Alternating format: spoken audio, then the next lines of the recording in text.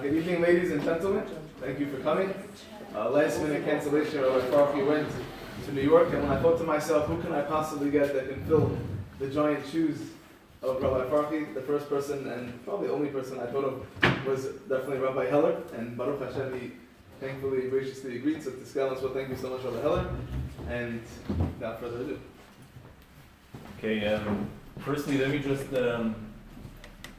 contextualize. I agreed, not because I had much of a choice.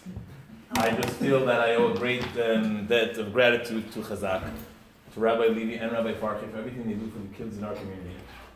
And even for myself. When I need someone to stand in, they're always there for me.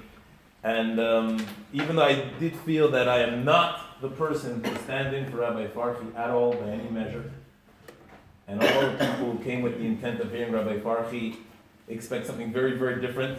But for the sake of Chazak, here I am. I understand the legacy is called, the series is called The Legacy of Leaders. And if we define leaders by those who have followers, that's what defines a leader.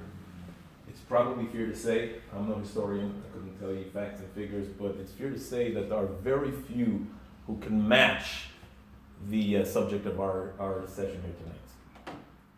And when I say very few, I mean very few in history. Very few people in all of history, in all of human history.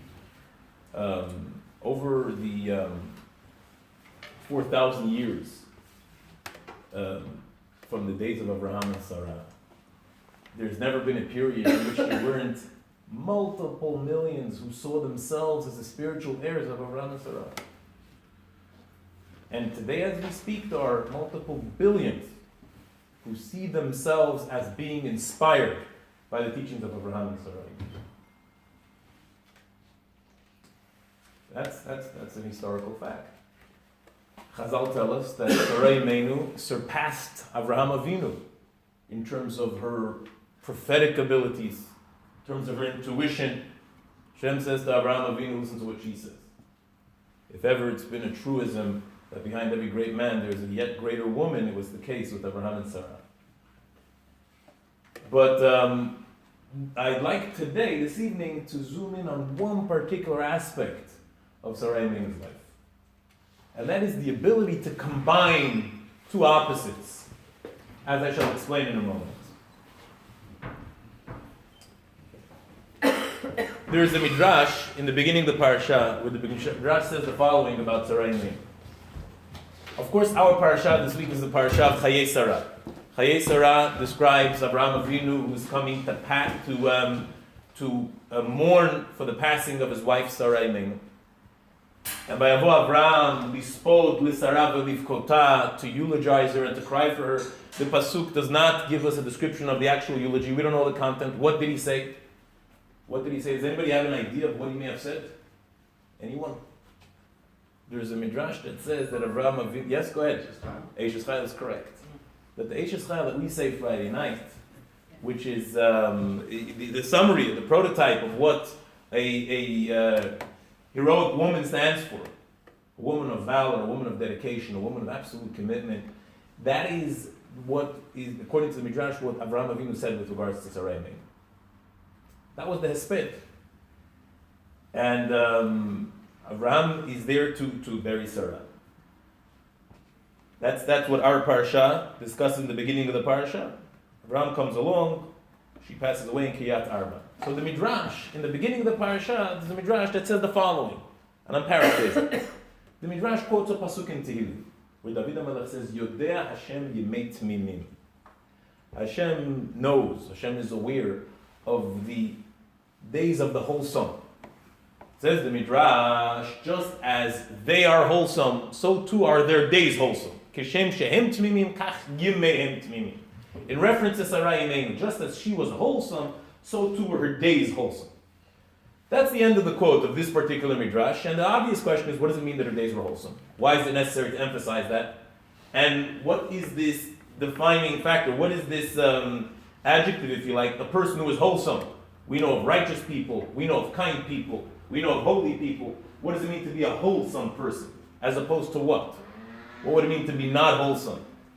So on a very simple level, one interpretation that's given is that we know the circumstances of the passing of Sarai Imeinu. Anybody recall exactly what happened? At what juncture does she die? In what conditions? In response to what? Correct. Here again, the Midrash says the following. We have a very elaborate description in the Midrash about the various obstacles that Avraham Avinu faced trying to bring himself from point A to point B to be able to do the Akedah. If you travel in Jerusalem, they can actually, there's a tour that takes you on a biblical tour that can take you on an approximate route where Avraham Avinu traveled. Because they know where he came from and where he was going to, eastward, and he was going towards the Harabait. There's a place on the Tayelet to say, okay, this is where you can see the Harabait at the first point. It's likely that over here Avraham suddenly sees the place. The Midrash describes various different obstacles that Avraham Avinu faced because this was such a monumental mission. It was so detrimental. It was so critical for the formation, for setting the foundations of the Jewish people that when something is important, it faces challenges. That Avraham Avinu faced numerous obstacles trying to get himself to come to the Akedah. Avraham Avinu overcomes all of those obstacles. And he passes this ultimate of tests. After all of that, says the Midrash, the Satan goes to Sarai Imeinu, so to speak, and he tells her, you should know your son was just offered on the altar. Her only child, the child for whom with regards to whom she was promised, Kibi Yitzchaki, Karei L'Chazara, this is from where she's going to have descendants, and she's told that he was killed on the Akedah, and at that point, Parcha Nishmata, she passes on. Now the Satan has a particular mission in this world, and that is to make it difficult for us to fulfill our purpose. He's not here to avenge or to get even with the person who's done the right thing. What was the purpose of telling Sarai Imeinu this? Why would he have done this? So, very briefly, there's one interpretation that says as follows. In life, we accumulate positive things, positive credits and merits. Without realizing it, between waking up this morning and now in the evening, you've done amazing things just by being here in this world. The person sitting in your seat has accumulated so much zchuyot that Chazal tell us that all of Olam Haba accumulated doesn't compare to one moment of Masim Tovim in Olam Hazeh. Just so that we understand what we're saying over here. If you take all of the Chazal, I'll start from the beginning. They say this in both ways. They say, first of all, the pleasures of this world. The pleasures of this world, even if you were to accumulate all of the pleasures in this world, right? All of the various different forms of enjoying life, and you condense all of those into one moment. So all of the pleasure that a person can have from birth until their last breath, if you condense all of those pleasures into one moment, we need a camera here to look at all the disappointed faces when they see Rabbi Farhi. Good evening, how you doing? Good to see you. If we were to take all of the pleasure that a person can possibly experience in life and condense that into one moment, right? So it will be an ecstatic moment. And if we were to take all of the pleasures that all of the 7 billion people in this world could have throughout their entire lifetimes, and multiply that with all of the humans from the beginning of creation until this day, says Chazal, all of that pleasure combined doesn't match what one moment of existence is in the other world. Because it's existentially at an entirely different level. It's a different type of pleasure. It's like comparing chalk and cheese. It's something to an entirely different level. It's a different level of existence in which things are so elevated, so much greater, so much more qualitatively superior that it doesn't match. So in terms of pleasure, Olam Haba is something that surpasses anything that we can even imagine. We can't, the best computer cannot quantify, cannot create an equation of what it means to experience the ecstasy of Olam Haba. That's one statement. Then Chazal go on and make another statement. And they say, whilst that is true, what can be achieved and accomplished in this world in one moment cannot be achieved or accomplished even in infinite time in the higher worlds. Because whilst there is tremendous pleasure in that world, there isn't opportunity to accomplish, to achieve, to contribute, to make a difference. The angels, in the words of Chazal, "Ne'enim miziv hashchina," they benefit, they enjoy, they bask in the glory of the divine presence. But they can't help an old lady cross the street. That's not an option in heaven. They can't express kindness to a fellow human being. They can't just smile to someone in a way that makes them feel that they're important, that they're valued, that they matter. In heaven, people know that they matter. It's obvious. I was created. I was created.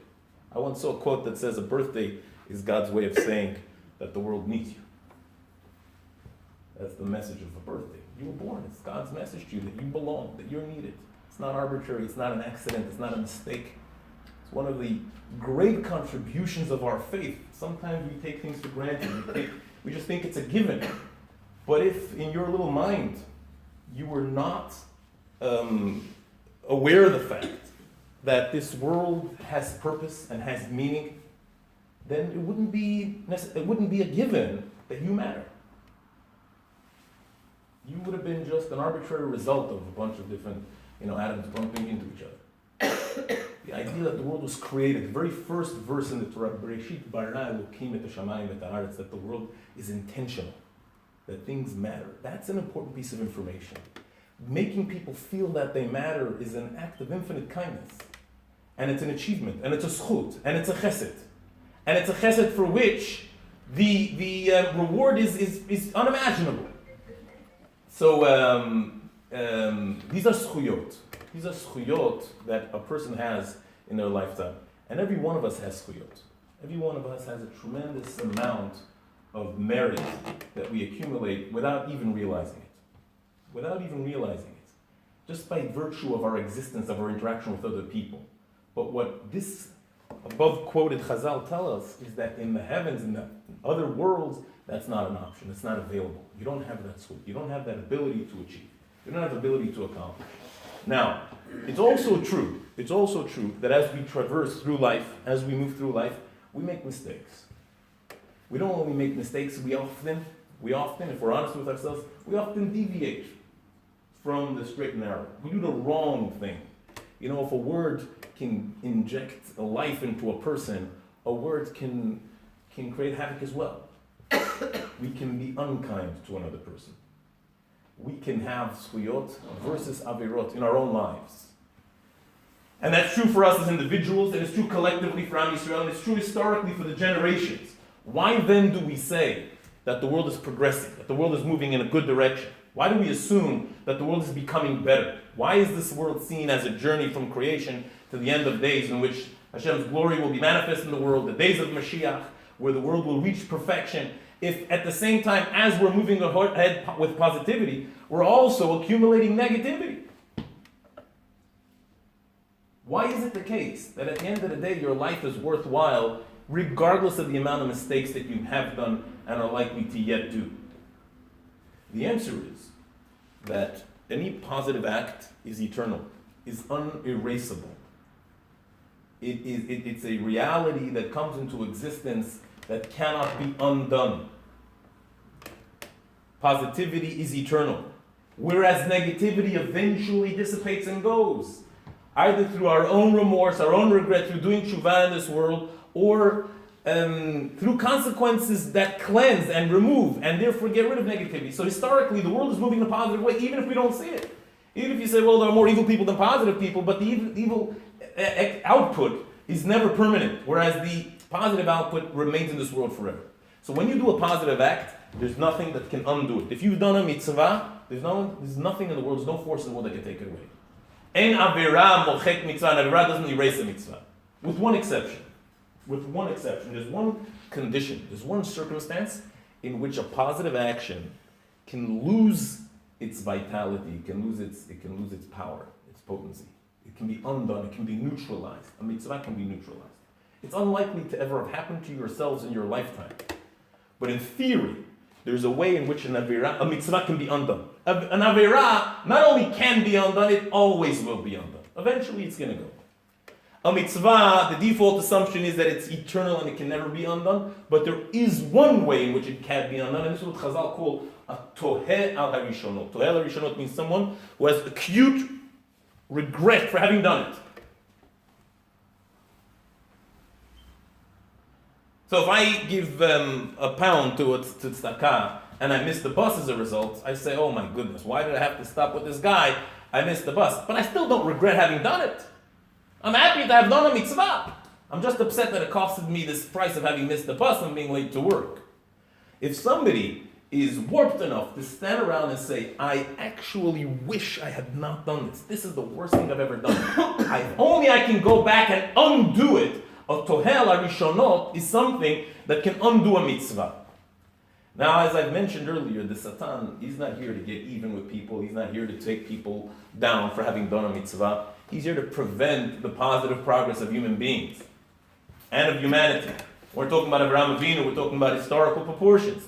Avraham Avinu was faced with all of these obstacles on his way to the Akedah, and he did it.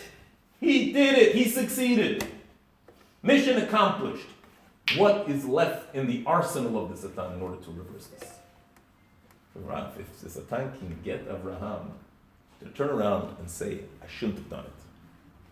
Shouldn't have done it. I regret doing it. If I can go back in time, I would undo this action. And it's for the sake of trying to elicit this response in Avraham Avinu that the Satan causes Sarai Meinu to appear to have died as a result of this story of the Akedah. So Avraham Avinu comes home after the Akedah and he sees his wife passed away, and he's made to understand that this happened because she was informed of what you've just done a couple of hours ago. And the Satan is sitting there and watching and hoping that he's going to say, why did I do it? Shouldn't have done it, and that would have undone it. So that doesn't happen. Avraham Avinu does not regret the fact that he did it. He knows he did the right thing. But it could appear that Sarah passed away prematurely because of this whole incident and this whole interaction. So the Midrash says, Yodea Hashem Yemei Tmimim. The Midrash says to Avraham Avinu, don't for a moment think that Sarah's life was cut short. Sarah lived exactly the amount of days that were allocated for her. Her mission, her purpose was meant to be exactly 127 years. To the day, to the minute. The Satan took advantage of the fact that this was her moment and presented and planted a scene that would cause you to regret what happened, but Yemei Tmimim, her days were wholesome days. That's just one interpretation. Her days were wholesome because nobody can intervene with the divine plan. There's a Midrash, there's a Gemara that makes a very radical, extreme statement. Very extreme statement. And the Gemara is normally balanced. It doesn't say things so extreme. The Gemara says, Kol HaKoes, whoever is angry, Ki'ilu Oved Avodah Zarah. You know, in Judaism there's tolerance. People are seen as being imperfect. We have ups, we have downs, we zig, we zag. There's three things for which there's zero tolerance. Three things. One is to dishonor the marital unit. It's one thing, which is Gilui Arayot. Another is to compromise a human life. Take a human life. There's nothing in the world that ever justifies that. Unless, of course, it's mandated, but legally mandated. There's nothing in the world that justifies that under any circumstances. Right? You have to violate Yom Kippur in order to save a life. You have to violate every mitzvah in the Torah in order to save a life, with the exception of the sanctity of the marriage and taking of another life. You can't take a life in order to save another life. And the third thing is Avodah Zarah. Avodah Zarah is the ultimate violation. It's the ultimate violation. Idolatry. And we can have another discussion why it's so significant. But Avodah Zarah is the ultimate violation. Says the Gemara, Kol HaKoes, Kilo Oved Avodah Zarah. Translated into English, whoever is angry, it's as though they are worshipping idols. Can anybody justify such a statement? Can anybody justify such a statement? Makes sense out of such a statement. If somebody said it and you were their defense lawyer, you have to defend it. Why would you say something so extreme and so radical? Koes, we're all angry once in a while. We're all angry once in a while. Who's going to say they never get angry? The Gemara says Hillel HaZaken was provoked and provoked and provoked, and he refrained from going angry. The fact that we record that story is an indication that it's an exception to the rule. Most people get angry. Tell me you never get angry, and I'll tell you you're a liar. Come on. Something's going to get you angry. Some people have different temperaments, but eventually you get angry. So how could it be Avodah Zarah? Why would you compare it to Avodah Zarah? Anybody have a thought? Let's quick. What comes to mind? Why Avodah Zarah? Because you idolize yourself, maybe? Okay. That you think you're right. Okay. You think you're Mr. God. That's been offended. Somebody's. Okay. It's an interesting thought. So you don't trust in Hashem. Okay. Elaborate. What do you mean? If Hashem has a plan, Hashem has a plan. Okay. I want to elaborate on what you just said. It's not entirely different to what you were saying, but I want to elaborate on what you just said. Avodah Zarah simply means you are giving credit to two authorities here. Avodah Zarah does not mean you don't accept that there's a overarching God that is responsible for the universe. Avodah Zarah means that you're saying that in addition to God, there's something else that also can manipulate the situation, that can also determine my fate. There's a God in the heavens, but then, the astrologer tells me that if I can get this star to be on my side, I'll be better off. My business prospects will stand a better chance. That's Avodah Zarah. It doesn't mean that you reject God entirely. You accept the authority of God, but you incorporate something else in addition. That's classical case of Avodah Zarah. True faith dictates that there's nothing in the world that can change your fate. In any way, not even in the most minute way. Now, none of us are of perfect faith. But let's assume that I was of perfect faith. And somebody walked over to me right now and punched me in the face. If I was of perfect faith, I would be absolutely convinced that that punch was coming to me. That was the divine plan. That if it wasn't determined that I should be punched right now, there's no way in the world that a human being can have any power over me in addition to God. Come in. No worries.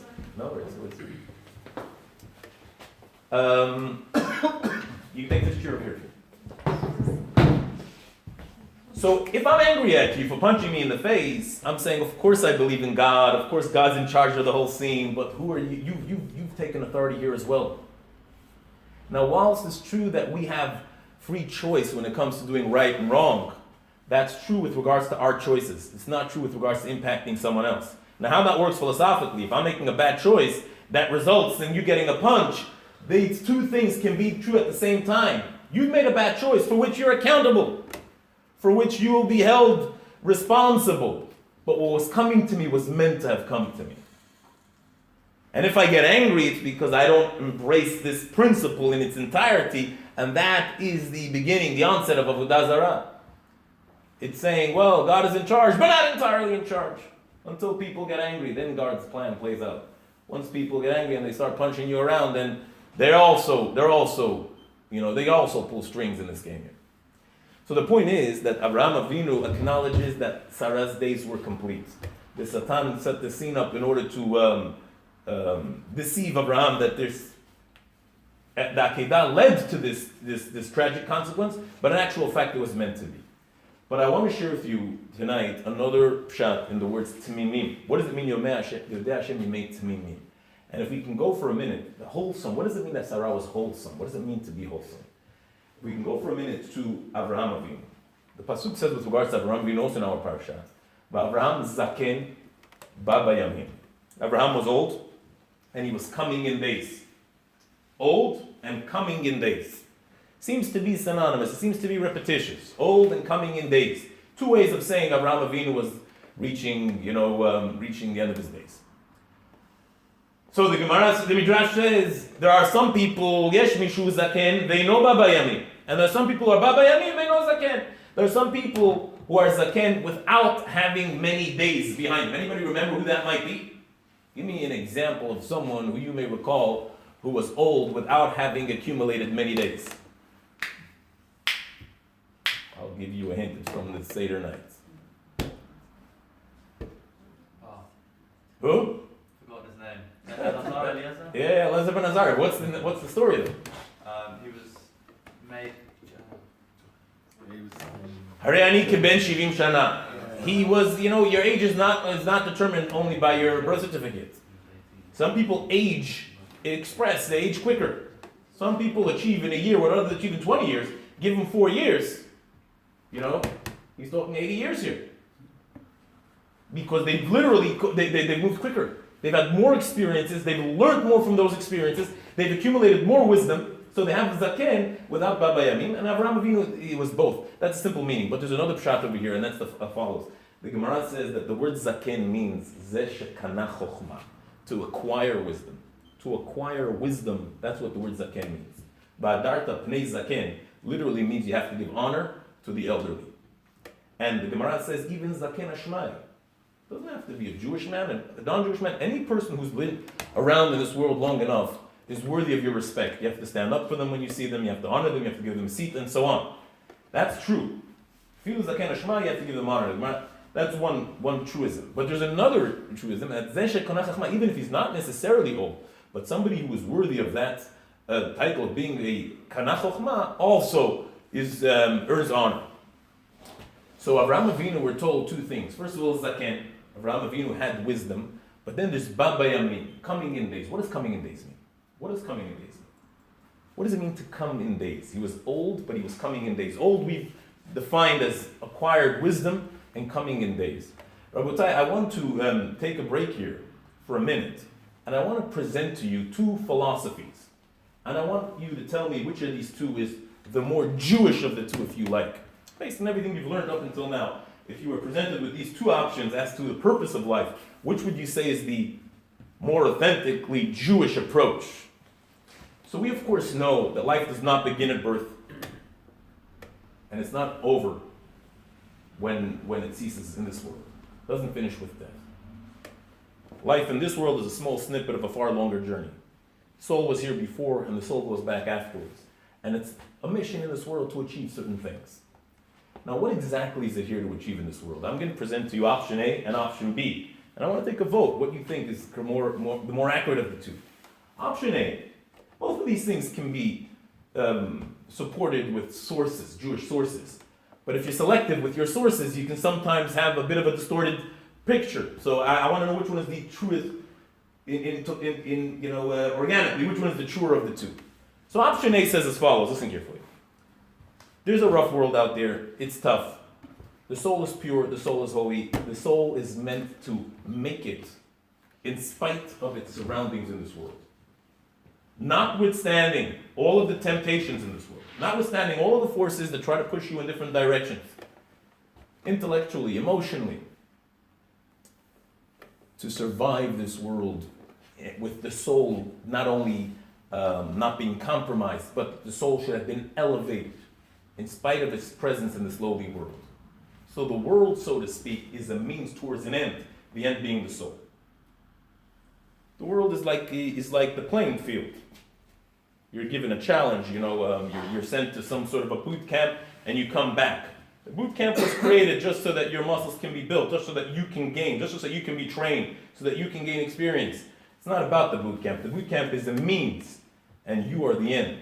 That's option A. Option B is the following. God created a world. And this world, for whatever reason, was created as a semi-dark world. And it takes human beings to illuminate that world. And these human beings do so when they activate their souls, when they put out goodness and kindness and wisdom into the world, and spirituality into the world. So in this journey, you were a means towards an end, the end being the universe. It's not that this is just a playing field where you can build your muscles and go back home. You are here because this world needed you to have an output and to make a difference in this world. Which of these two would you say is the more accurate of the two? Raise your hand if you're number one, if you're for number one, for A. It's never fair, by the way, to take a vote by saying raise your hand, and if not, keep your hands down, because most people are lazy. They still want to put their hands down. So it doesn't mean anything. Raise your hand if you're for number two. Really? And number one? What? Timidly. Timidly number one? Okay, maybe I wasn't fair, maybe I was too dramatic in one over the other. But the point is this, listen to me, we're Jews. When people tell you option A and option B, what should the answer always be? Of course, there's got to be an option 3. There's got to be an option 3. They're both true. They are both true. It is true that the soul ultimately is the end purpose here. We want the soul to be elevated and the soul to have survived in spite of the world. But at the very same time, it's also true that in this mission, the soul is a means towards an end, and that is to have output and to make a difference in the world. So Chazal tell us when the Torah says about Avraham Avinu, Zaken and Baba Yamin, Zaken means Kana Chochma, Avraham Avinu accumulated greatness in every day of his life. But Avraham Avinu grew in spite of the challenges around him. In spite of the fact that he grew up in a generation where everybody literally worshipped one man called Nimrod. People were primitive enough, and these things were true even closer to our time, to believe that this was a deity. And Avraham Avinu challenges it, but never mind what his output is. Avraham Avinu grows. He grows. He's focused. He's moving upward spiritually. And from this perspective, when he's wearing this hat of Zaken, Avraham Avinu doesn't want anything to do with the outer world. He's interested in himself. It's a totally different mindset. Has no time for anything other than what really is important in life. They say a story about Alexander the Great. Alexander the Great was a philosopher. He was a deep thinker. And he wanted to create a new culture which would incorporate all the good qualities of every civilization that he encountered. So they say a story that every place that he conquered, he would inquire what's the unique contribution that this civilization has to offer. So in one place, he said, tell me what's special about this locality. So they said to him, let's tell you one thing. Amongst us, there's one guy who from his earliest days was known to be very spiritually focused, extremely intelligent, a genius, and he sits in a cave. People bring him food and drink, and we have no idea what's going on in this guy's mind. But apparently, this mind has surpassed anything that anyone has achieved. And when we talk about a mind from a Jewish perspective, we're not talking about intellectual achievements. We're not talking about mathematics. We're talking about growth, becoming a deeper person, a kinder person, a more aware person, a more spiritually sensitive person. If it's a means to an end, you want to come back with maximized achievements. So Alexander sends his troops, and he says, bring that man to me. This man is brought in front of Alexander. Alexander spends many, many hours speaking to this guy, and he's flabbergasted. He's blown away. He's blown away by the insight, by the wisdom, by the depth of understanding. And he says to this man at the end of his encounter with him, man, you're unbelievable. You've inspired me so much. I want you to know, I am Alexander. I can give you anything you ever ask for. Just name it and you have it. So apparently this is how the legend goes. The man says to Alexander, listen, the only thing that I would ask of you is something you cannot give me. So I said, what are you talking about? What can't I give you? If it can be given, I can give it. So he says, well, it can't be given. If I can ask for something, I would ask that you give me back the hours that you just made me waste talking to you. If I can have those hours back, that would be worth my while. Well, the point is that there is a perspective from which you want to shut the world out, and you just want to grow. And then there's Ba Bayamim. Ba Bayamim means the world is made up of days, time, and space, where you see yourself as a means of making an influence, making a difference in the world around you. And from this perspective, you sacrifice yourself, you put yourself aside and say, it's not about me, it's about the people around me. I'm a means to making a difference. This is what I'm here for. I'm here to impact the world around me. And certainly Abraham and Sarah combined are the ultimate personification of this attitude, making a difference in the world. Abraham could have looked at the people of his generation as a bunch of idiots, a bunch of nomads, a bunch of uneducated simpletons, primitives, analphabets.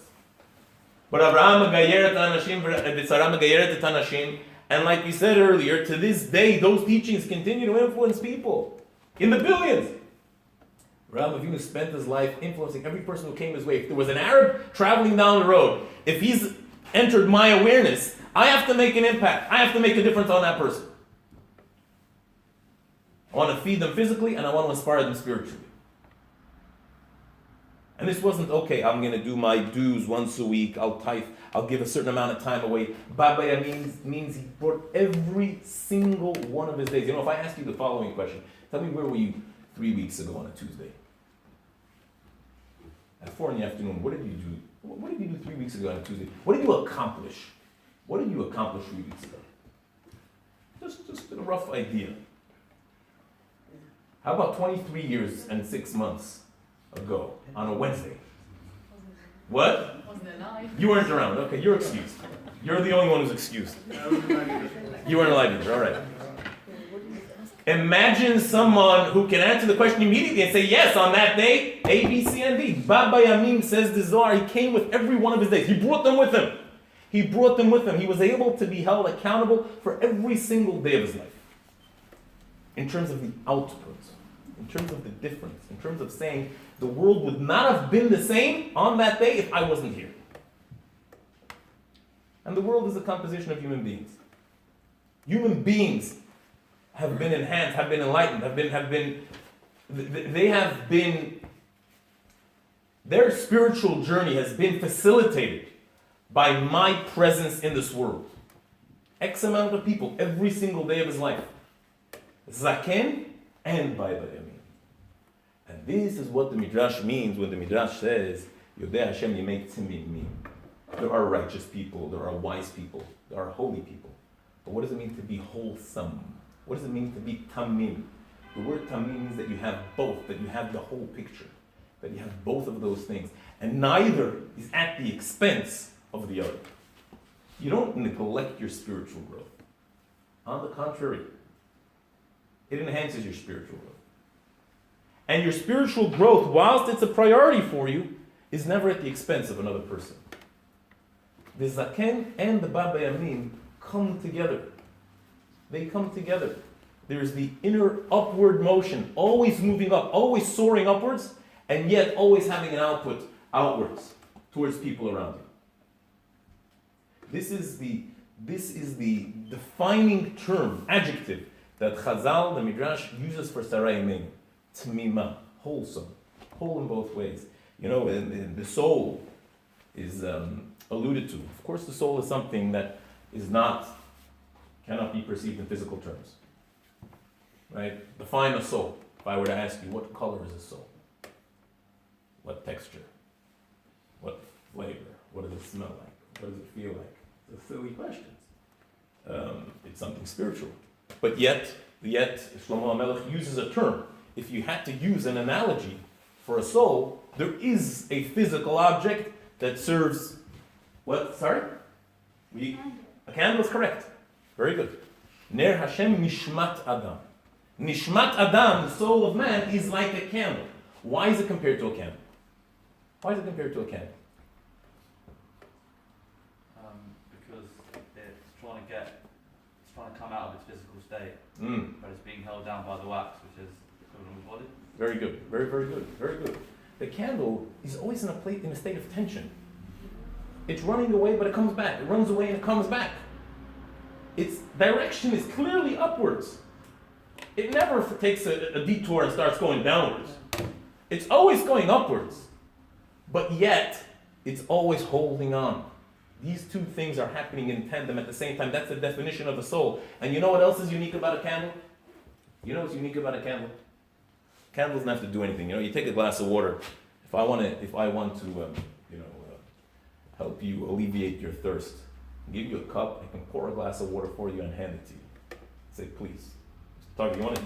You look like you need a cup. Sha'ako. Chaim. Amen. But a candle. Delicious. Nothing better than water. He says, Torah for me is like when I was in a state of thirst and suddenly, you get water. We're such spoiled, affluent people. When was the last time you were desperate for a glass of water? David HaMelech woke up every morning and he was desperate for Torah like you would be for a glass of water. But the point is, a candle doesn't have to be poured into a cup. You don't have to hand it to someone else. You put a candle in this room, and just by its very presence, every single moment, it's contributing. It's making a difference. It's enhancing. It's illuminating. A soul that's alive, the definition of being a neshama as opposed to a body. And it's been wise people have said that the challenge of life is, are you going to choose to be a body or a soul? That's what you can define life's dilemma in a single sentence. If you're going to be a soul, then by definition you're making a contribution. You're just inspiring people just by being there. And it's true. You don't have to undertake some new spiritual path in order to get there. There are people in this world whose lives are enhanced just by your presence. If you're a parent, definitely. If you're a spouse, if you're a child. In these relationships, you make a difference. Your soul, just by being. If you're not going to forcefully shut yourself off, you're making a difference. You're making a difference. And you know what type of difference you're making? You know what type of difference? What's unique about a soul? Everything that you do takes up space. This is the phone, and this is the table, and this is a stand. And each one is usable by its presence. It's useful because you can put a book here, and you can put your phone here, and you can sit on your chair. In what way is a candle useful? What does the candle do for you? It illuminates. What? It illuminates without taking up any space. It allows everything else to be visible but for itself. You see yourself in the mirror thanks to the candle. You don't see the candle. The light that it puts forth allows you to see everything outside of itself. So it doesn't dominate the space. It just, without taking up space, allows everything else to be enhanced. And that's the definition of a spiritual person. A spiritual person is not, listen to me, I have a message. It's about me. A spiritual person is, look at yourself. It allows you to see the wisdom that's in yourself. That's already there. That's inherently there within you. Maybe the candle will allow you to not, bump into the wrong, take the wrong path because you don't have that clarity. But it's you who journeys, thanks to the candle.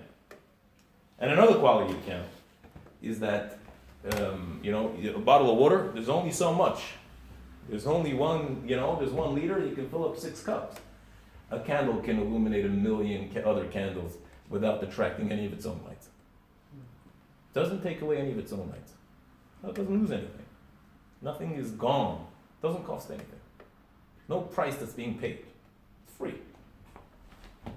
It gives the ultimate gift. It allows the other to see themselves and to grow and to have clarity, and yet it doesn't take anything away from itself. So, just to summarize, to come back to our Mead Rush over here, Sarai Imenu was a spiritual giant, the proportions of which we have no concept of. We have no way, there isn't a computer that can quantify the greatness of Sarai Imenu. We sometimes sit in our little tables and think she's a multiplication of me, 100 times smarter and 100 times more spiritually elevated.